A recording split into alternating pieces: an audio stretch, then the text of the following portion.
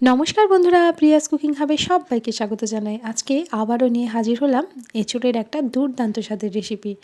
এঁচোড় শেষ হয়ে যাওয়ার আগেই এই রেসিপিটা একবার হলেও বানিয়ে দেখুন, স্বাদ মুখে লেগে থাকবে।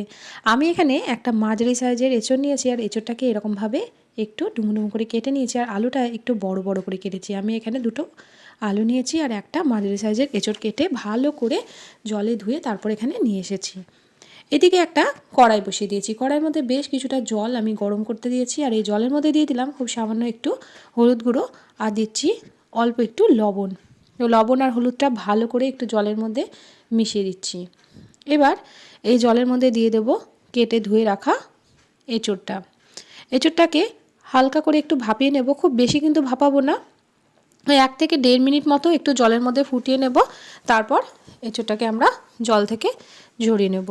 তো আমি এটা ঢাকা দিয়ে 1-1.5 মিনিট মতো একটু ফুটিয়ে নিচ্ছি। এদিকে একটা মশলা বানিয়ে নেব। আমি এখানে 2টো শুকনো লঙ্কা, কয়েক কোয়া রসুন, আর নিয়েছি খুব সামান্য একটু আদা, আর একটা মাঝারি সাইজের টমেটো নিয়েছি।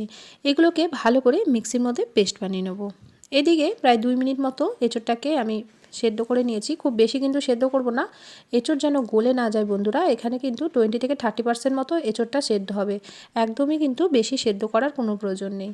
এবার জলটা ভালো করে আমরা ঝরিয়ে নেব, আর এই জলটা কিন্তু ফেলে দেবেন না, রান্নাতে কিন্তু এই জলটাই ব্যবহার করব। এবার দেখুন আমি জল ঝরিয়ে নেওয়া এঁচোড়টা একটা পাত্রের মধ্যে নিয়ে নিলাম। এবার এর মধ্যে দিয়ে দেব বেটে রাখা মশলাটা। আর এর মধ্যে আমরা দিয়ে দেব পরিমাণ মতো হলুদ গুঁড়ো, দিয়ে দেব স্বাদ মতো লবণ। লবণটা কিন্তু আমি এখনই ব্যবহার করে নিলাম, আর কিন্তু পরে লবণের ব্যবহার করব না। দিয়ে দিলাম সামান্য একটু কাশ্মীরি লঙ্কার গুঁড়ো, আর দিয়ে দিচ্ছি 1 চামচ জিরে গুঁড়ো, 1/2 চামচ ধনে গুঁড়ো, আর দিয়ে দিলাম 1 চামচ সর্ষের তেল। সব উপকরণগুলোকে খুব ভালোভাবে আমি হাতের সাহায্যে একটু মেখে নিচ্ছি। এভাবে একটু সুন্দর করে এটাকে মেখে নিতে হবে। আপনারা চাইলে কিন্তু এখানে ঝাল লঙ্কার গুঁড়ো ব্যবহার করতে পারেন, তবে আমি যেহেতু 2টো শুকনো লঙ্কা বেটে দিয়েছিলাম তাই কিন্তু আর ঝাল লঙ্কার গুঁড়ো ব্যবহার করলাম না। এটাকে রেস্টে রেখে দেবো 10 মিনিট মতো। তো 10 মিনিট পর আমি এখানে একটা কড়াই বসিয়ে দিলাম। কড়াইয়ের মধ্যে দিয়ে দিলাম পরিমাণ মতো সর্ষের তেল। এবার ওই তেলের মধ্যে দিয়ে দিলাম খুব সামান্য একটু হলুদ গুঁড়ো। এবার যে আলুগুলো আমরা কেটে রেখেছিলাম সেই আলুগুলো এই তেলের মধ্যে দিয়ে একটু ভেজে নেব। তো আলুটা একটু ভেজে ব্যবহার করলে এই রেসিপিতে কিন্তু খেতে ভীষণ ভালো লাগে, আর আলুটা একটু বড় বড় করে রাখার চেষ্টা করবেন, তাহলে কিন্তু রেসিপিটা বেশ ভালো লাগে। তো আলুটা এখানে আমরা কিন্তু ভেজে নিয়েছি, এর থেকে বেশি কিন্তু আর ভাজবো না। এবার আলুটাকে আমরা তেল থেকে তুলে নেব। তো এঁচোড়ের রেসিপি তো অনেক রকমভাবে বানিয়ে থাকেন বন্ধুরা, আমার মতো করে এভাবে একবার বানিয়ে দেখবেন, ভীষণ ভালো লাগে। এর আগেও কিন্তু আমি এঁচোড়ের অনেক রকম রেসিপি শেয়ার করেছি, আমার এই চ্যানেলেই দেওয়া আছে, সেটাও কিন্তু চাইলে দেখে নিতে পারেন। দিয়ে দিলাম কিছু গোটা মশলা, 1 চামচ গোটা জিরে, একটা শুকনো লঙ্কা, একটা তেজপাতা, আর দিয়েছি কিছু গোটা গরম মশলা, এলাচ, দারচিনি আর লবঙ্গ। এরপর দিয়ে দিচ্ছি ছোটো চামচের 1 চামচ গোটা ধনে। তো ফোড়ন থেকে একটা মিষ্টি গন্ধ বেরিয়েছে। এখন মশলা মাখানো এঁচোড়টা এর মধ্যে দিয়ে দিলাম। গ্যাসের ফ্লেমটা লো টু মিডিয়ামে রেখে এঁচোড়টাকে ভালো করে একটু কষিয়ে নিতে হবে। তো বন্ধুরা একটু সময় নিয়ে সুন্দর করে এঁচোড়টাকে কষাবেন, তাহলে দেখবেন মাংসের থেকেও কিন্তু ভালো স্বাদ আসবে। আর এই রেসিপিটা একবার হলেও বাড়িতে বানিয়ে দেখুন, সবাই কিন্তু ভীষণ পছন্দ করবে। তো আমি এখন গ্যাসের ফ্লেমটা একদম মিডিয়ামে রেখে ভালো করে একটু কষিয়ে নিচ্ছি। আমার চ্যানেলে আমি প্রত্যেক দিন এরকম সাধারণ রান্না আপলোড করে থাকি, আর যেগুলো ভীষণ সহজ। তো আপনাদের যদি ভালো লাগে আমার চ্যানেলটিকে সাবস্ক্রাইব করে পাশে থাকার অনুরোধ রইল।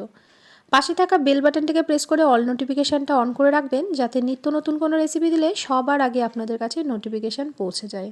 এদিকে এঁচোড়টা কষাতে কষাতে এর মধ্যে আলুটাও দিয়ে দিলাম। আলুর মধ্যেও যাতে সুন্দরভাবে এই মশলার ফ্লেভারটা চলে আসে, তো তার জন্য আমি এঁচোড়টাকে প্রায় 5-7 মিনিট মতো একটু কষিয়ে নিলাম। তো এরপর আমি দিয়ে দিলাম ভেজে রাখা আলুটাকে দিয়েও ভালো করে একটু কষিয়ে নেব।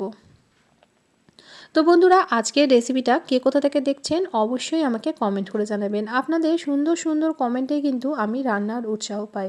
ভিডিওগুলি ভালো লাগলে একটা লাইক দিয়ে প্রিয়জনদের সঙ্গে শেয়ার করতে কিন্তু ভুলবেন না বন্ধুরা। আর এখন দেখুন মশলাটা কষাতে কষাতে কিন্তু এর মধ্যে থেকে সুন্দরভাবে তেল ছেড়ে গেছে। তো এইভাবে একটু কষিয়ে কষিয়ে যে কোনো রান্না করলেই কিন্তু সেই রান্নার স্বাদ একদম দ্বিগুণ হয়ে যায়।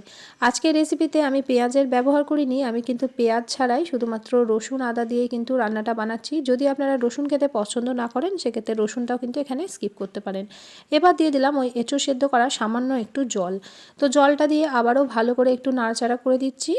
এবার এটাকে ভালো করে নাড়াচাড়া করে দিয়ে 2 মিনিট মতো আবারও একটু ফুটিয়ে নেব।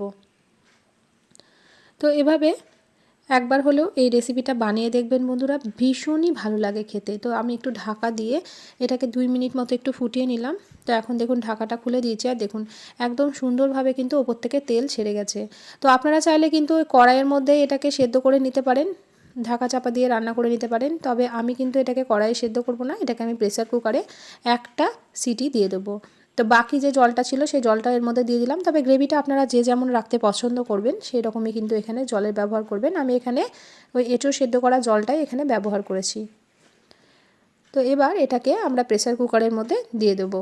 তো আপনারা চাইলে কিন্তু এটা কড়াইয়ের মধ্যেও সেদ্ধ করে নিতে পারেন। তো প্রেসার কুকারে দিলাম কারণ তাড়াতাড়ি এটা সেদ্ধ হয়ে যাবে। এবার একটা প্রেসার কুকার নিয়ে নিয়েছি। এবার সম্পূর্ণ এঁচোড়ের যে তরকারিটা আছে সেটাকে প্রেসার কুকারে দিয়ে দিচ্ছি। আর প্রেসার কুকারটার মধ্যে কিন্তু আমি কোনো রকম তেল কিচ্ছু দিইনি। তো এবার সম্পূর্ণ সবজিটা এর মধ্যে দিয়ে দিলাম। এবার ভালো করে একটু নাড়াচাড়া করে দিচ্ছি। আর কিন্তু জল ব্যবহার করব না, এই জলেই কিন্তু সুন্দরভাবে সেদ্ধ হয়ে যাবে। একটা সিটি দিয়ে দেবো, তারপর প্রেসার কুকারটা ঠান্ডা হয়ে গেলে এটাকে খুলে আপনাদেরকে দেখাচ্ছি। এখন দেখুন প্রেসার কুকারটা ঠান্ডা হয়ে গেছে, আর দেখুন কতটা সুন্দর দেখতে হয়েছে। উপর থেকে কিন্তু খুব সুন্দরভাবে তেল ছেড়ে দিয়েছে। এবার আমরা দিয়ে দেবো হাফ চামচ ঘি।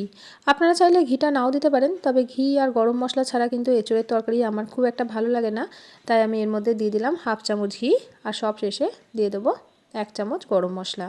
আমি এখানে 1 চামচ শাহি গরম মশলার ব্যবহার করেছি। এবার ভালো করে খুন্তির সাহায্যে একটু মিশিয়ে দিচ্ছি। এখন কিন্তু এঁচোড় আর আলু দুটোই কিন্তু সুন্দরভাবে সেদ্ধ হয়ে গেছে।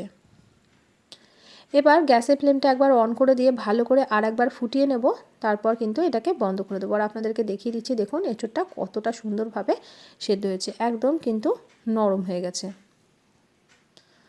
তো দেখুন বন্ধুরা কতটা সুন্দর সেদ্ধ হয়েছে। ভালো করে একবার ফুটিয়ে দিলাম ঘি আর গরম মশলাটা দেওয়ার পর। এবার গ্যাসের ফ্লেমটা বন্ধ করে এটাকে আমরা একটা পাত্রের মধ্যে পরিবেশন করে নেব।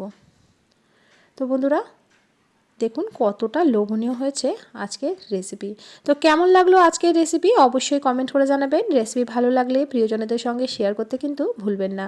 চ্যানেলে নতুন বন্ধু হয়ে থাকলে চ্যানেলটিকে সাবস্ক্রাইব করে পাশে থাকার অনুরোধ রইল। পাশে থাকা বেল বাটনটিকে প্রেস করে অল নোটিফিকেশানটা অন করে রাখবেন, যাতে নিত্য নতুন কোনো রেসিপি দিলে সবার আগে আপনাদের কাছে নোটিফিকেশান পৌঁছে যায়। আজকের মতো আসি, দেখা হবে অন্যদিন অন্য একটা রেসিপির সাথে। সবাই ভালো থাকবেন, সুস্থ থাকবেন, সাবধানে থাকবেন। রেসিপিটি দেখার জন্য সকলকে অসংখ্য ধন্যবাদ।